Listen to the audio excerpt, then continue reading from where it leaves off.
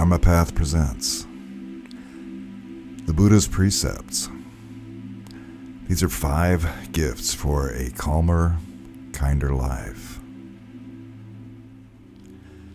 Hey, I'm Ted Vieira. I hope you guys are doing great, and welcome back to Dharma Path. Today, I want to talk about the precepts. These are a condensed form of Buddhist ethical practice. They're often compared with the 10 Commandments of Christianity. However, the precepts are different in 2 respects. First, they're to be taken as recommendations, not commandments. This means that we're encouraged to use our own intelligence to apply these rules in the best possible way. Second, it's the spirit of the precepts, not the text. It's the spirit that counts. Hence, the guidelines for ethical conduct must be seen in the larger context of the Noble Eightfold Path. Okay, let's go ahead and get started. Okay, first question. Why precepts?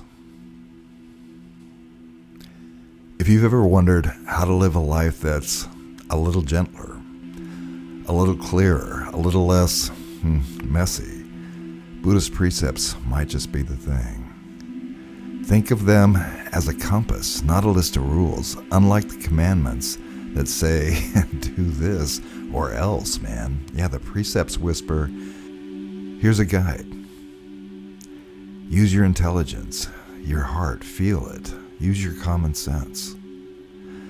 Today we're going to explore the first 5, which every Buddhist is encouraged to follow. And yes, we'll go ahead and glance at the others, but only for context. Man, you're free to sip that cup of coffee, that stimulant, without guilt. Okay. All right, let's talk about the spirit of the precepts. Here's the thing.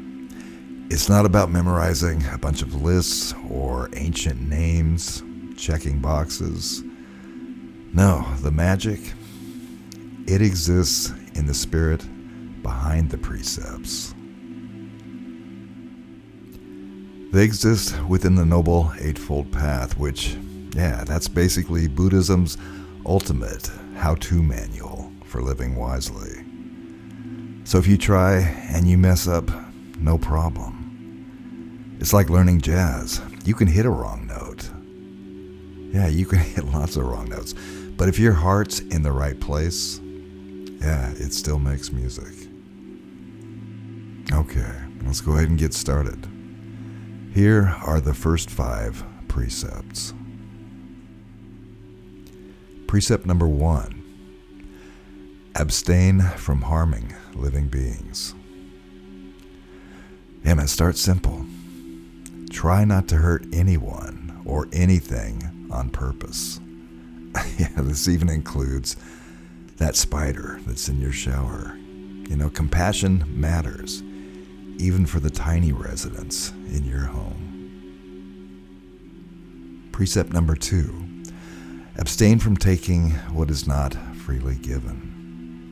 This one's easy. Basically, don't steal, man. But it's more than that. Respect others. Respect their space, their time, their boundaries. If it's not offered, best to just leave it alone. Precept number 3. Abstain from sexual misconduct. This is a juicy one, right? This one's about mindfulness, responsibility in your relationships.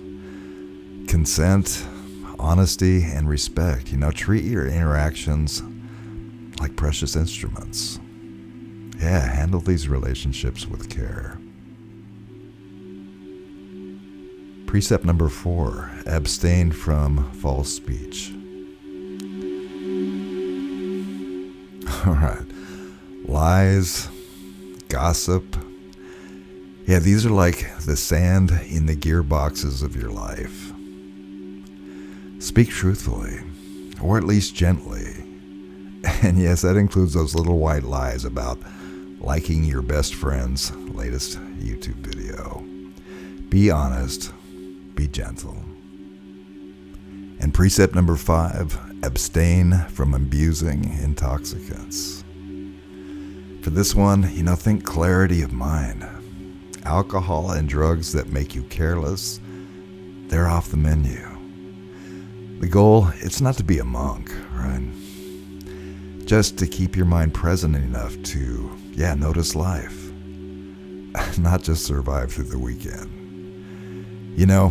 Just a gentle reminder, you don't have to be perfect at any of this. They aren't commandments. They're simply suggestions that if you do experience these for yourself, you'll probably have a little less stress in your life. Okay, we talked about those precepts that go beyond the first 5. For those who want to go further, monks, nuns, devoted lay people, there are precepts numbered 6 through 10. They're here to guide those who are preparing for a deeper practice or a more committed spiritual life. We're not going to dwell too much on those here, but it's good to know that the path does extend. Even lay people, they will observe some of these precepts on festival days, and you can think of it as trying a sampler platter. Optional, but insightful. If you're interested, I'll leave a link in the description where you can find out more about these. All right, some practical reflections. How can you apply this stuff? So how do you bring these precepts into your own life? Start small. Pick one, maybe one that really resonates. Or, even try one that feels hardest. Try it just for a day. Maybe try it for a week. And then reflect on how it affects your actions. How does it affect your relationships? How does it affect your peace of mind? Always remember, the point, it's not perfection. It's awareness. It's waking up. It's realizing that I can respond with intention rather than just reacting. That's the real gift here. All right, the 5 precepts. These are gifts. Let's go ahead and close this up. In the end, these precepts, they're not rules. They're not rules to follow. They're friends guiding you towards clarity, towards compassion and calm. And if you stumble along the way, that's just part of the path. So breathe, reflect, and maybe, just maybe, try not to squash that spider. Your heart, your mind, your life, it all deserves a little less chaos, a little more care. Hey, if you found this helpful, explore more at dharmapath.net, or take a moment to reflect on one of those precepts today. Small steps, big difference. For dharmapath.net, I'm Ted Vieira, and I will talk to you in the next episode. Thanks.